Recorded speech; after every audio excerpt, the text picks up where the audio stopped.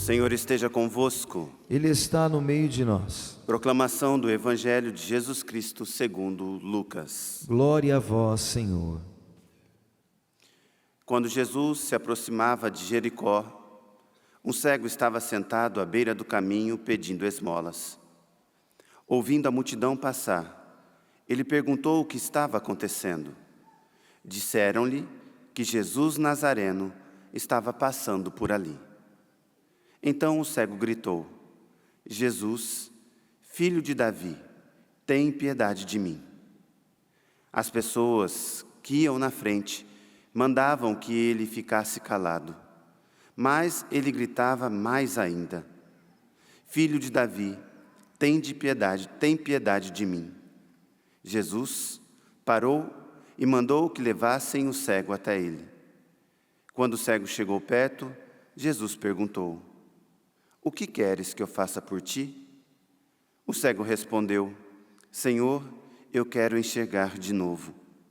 Jesus disse: Enxerga, pois, de novo.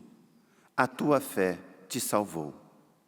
No mesmo instante, o cego começou a ver de novo e seguia Jesus, glorificando a Deus. Vendo isso, todo o povo deu louvores a Deus. Palavra da salvação. Glória a vós, Senhor. Podemos nos sentar. Nós iremos utilizar o Evangelho de hoje, daqui a pouco, para o nosso momento de oração, mas gostaria de, nesta homilia, falar um pouco sobre a primeira leitura de hoje, porque ela também nos ajuda a compreender aquilo que é, vou utilizar o termo pedagogia, mas não seria bem isso, do mal, para nos seduzir e retirar do caminho que conduz a Deus. Nós começamos nesta semana, que é a penúltima, né? Domingo já é Cristo Rei. Nós começamos a leitura do livro, aqui no Brasil nós chamamos de Macabeus, que é justamente Judas Macabeu, uma família, né? Que é um membro de uma família, que então relata, né? Um autor sagrado relata a história dele. Dependendo da Bíblia, dependendo da tradução, eles colocam um outro título, um outro nome, que é o livro dos mártires de Israel. Mártir, no sentido daqueles que testemunharam a fé do povo de Israel. Então nós estamos começando nesta semana, vai ser bem compacto, hoje mesmo o capítulo 1 ele é grande, eles foram pegando alguns versículos. Nós vamos entrar neste contexto daqueles que testemunharam com a própria vida a lei que nosso Senhor deu. Eles foram capazes de não trocar, não deixar que o mal entrasse na vida deles, para permanecerem fiéis. E às vezes, na maioria dos casos aqui, pagar com a própria vida por testemunharem esta fidelidade. Porque eu digo que a primeira leitura de hoje, ela nos ajuda a compreender a tática, a pedagogia do mal. Porque não é de hoje que o demônio utiliza, e é praticamente a mesma forma, um meio para nos desviar. E é interessante que, como está aqui, porque são vários versículos, a primeira questão que brota é que, no meio do povo de Israel, aparece um povo que não pertence ao povo, aparece aqueles que não comungam da mesma fé, e começam então a, junto com algo que é uma meia-verdade, a incentivar, instigar o povo a abandonar a fé. Nós ouvimos eles dizerem: vamos fazer uma aliança com as nações vizinhas, pois desde que nos isolamos delas, muitas desgraças nos aconteceram. A verdade é que realmente Israel fez aliança, e nós podemos pegar várias alianças que Israel fez. Mas não é porque eles abandonaram estas alianças que o Senhor, então, fez cair sobre eles a desgraça. Ao contrário, é justamente porque fazendo uma aliança militar, eles acabaram sendo seduzidos e abandonaram aquilo que era a lei de Deus e abandonaram aquilo que era a obediência da lei e que aqui o texto vai chamar de costumes. Não é porque eles abandonaram o povo que então o mal começou a acontecer. É porque eles abandonaram a aliança, aquilo que era o compromisso que eles tinham feito com Deus. Ou seja, aqui a gente já começa, o que hoje nós chamamos de fake news, já começa a aparecer. A gente pega uma meia-verdade, dá uma trabalhadinha nela com aquilo que é falso, e assim então nós vamos retirando do caminho, daquilo que conduz a Deus, e vamos instigando a pessoa a se questionar, por exemplo.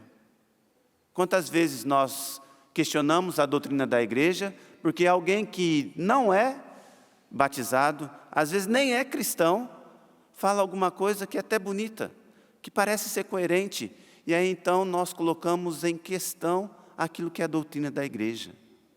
Ou seja, a pessoa pega uma meia-verdade e vai ali mistura com algumas coisas, dá uma encorpada, fica bonitinho, e aí a gente vai então e cai naquela lábia, naquilo que ele está falando, naquela mentira. E então eles se associam a esta realidade. Eles então, alguns de Israel, entram nesta dinâmica. Um outro ponto que nós podemos entender, que é a sedução do mal, que tudo começa com uma proposição. Não, se você quiser, não é necessário. Eles falam aqui, olha, então nós vamos construir, e eles constroem altares sacrílegos para colocar dentro do templo, e falam assim, não, mas esse é para aqueles que desejam, não tem problema nenhum. Você continua vivendo a sua fé, mas aqueles que querem, então a gente tem que abrir a todos. A gente tem que fazer com uma forma de que todos possam se expressar.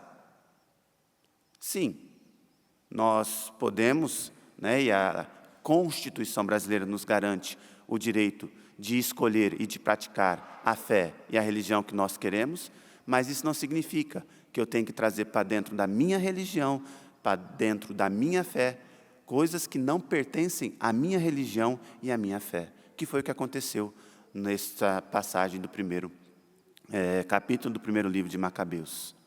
Então aparece com uma proposição. Vamos fazer, vai ficar bom, vamos misturar, vai dar um ar de novidade. Só que esta é a primeira etapa. A segunda etapa é que aquilo, de repente, que era uma proposição, se torna uma obrigação. E aí, então, você é obrigado a viver aquilo. Talvez não ainda exista, que é a terceira etapa, a punição, mas já se torna obrigado. Então, todos aqueles que hoje estão vivos têm que praticar a religião X, têm que viver da forma X, ou seja, enquadra tudo no mesmo contexto. E aí, aqueles que não praticam, é a terceira etapa, eles são punidos. E alguns até mesmo com a própria vida. Isso soa muito comum nos dias de hoje. Quando nós escutamos esta tática, nós vamos perceber que ela é muito comum.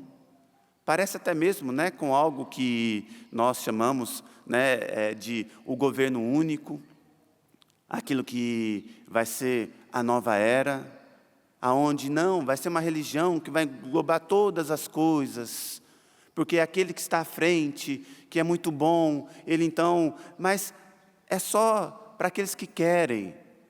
No segundo momento, serão obrigados. E no terceiro momento, para viver a religião, teremos que testemunhar com a própria vida. E é por isso que diz que nós precisamos aprender a rezar com o Evangelho de hoje. Já vou pedir para o meu irmão André se preparar para que a gente possa cantar o Espírito Santo pedindo esta graça de Deus, rapidamente. Porque este cego que estava ali em Jericó, ele não perdeu a oportunidade de estar com o Senhor. Ele não deixou as palavras que aquele povo que estava ali no meio do caminho seduzissem ele. Quando falaram para ele, cala a boca, para de gritar. O que ele fez? Ele gritou mais alto. Ele falou mais alto. E porque ele não deu ouvidos àquilo que os outros tentavam impor sobre ele, ele teve um encontro seu com Jesus. E no encontro dele com Jesus, ele não somente foi curado, porque vai dizer o evangelho de hoje que ele permaneceu depois com o Senhor. Então ele ganhou a salvação dele, mais do que a cura. E é isso que nosso Senhor deseja fazer conosco. Convido você a ficar em pé, para que assim, rapidamente, nós possamos pedir esta graça a Deus. A graça do Espírito Santo, para que nós não demos ouvidos às seduções do mundo. Para que não caiamos nas falsas verdades. Para que permaneçamos firmes, seguindo o nosso Senhor. Cantemos, clamemos o Espírito Santo de Deus. Vem Espírito, oh, vem Espírito. Sozinho eu não posso mais, sozinho eu não posso mais, sozinho eu não posso mais viver. Vem Espírito, vem Espírito, oh, vem Espírito. Sozinho eu não posso mais, sozinho eu não posso mais, sozinho eu não posso mais viver. Eu quero amar, eu quero ser, eu quero amar, eu quero ser aquilo que Deus quer. Sozinho eu não posso mais, sozinho eu não posso mais, sozinho eu não posso mais viver. Uma vez mais, vem Espírito, vem Espírito, vem Espírito Santo de Deus, vem Espírito Santo de Deus sobre o teu povo aqui reunido. Sozinho eu não posso mais, sozinho eu não posso mais, sozinho eu não posso mais viver. Obrigado, Senhor. Obrigado, Senhor, porque hoje o Senhor revela nos nossos corações até mesmo aquilo que são as seduções, os desvios, a tática que o teu inimigo utiliza para nos desviar. Obrigado, Senhor, porque pela graça do teu Santo Espírito, o Senhor nos fortalece e faz com que queiramos permanecer junto a Ti, ao Teu lado. Obrigado, Senhor.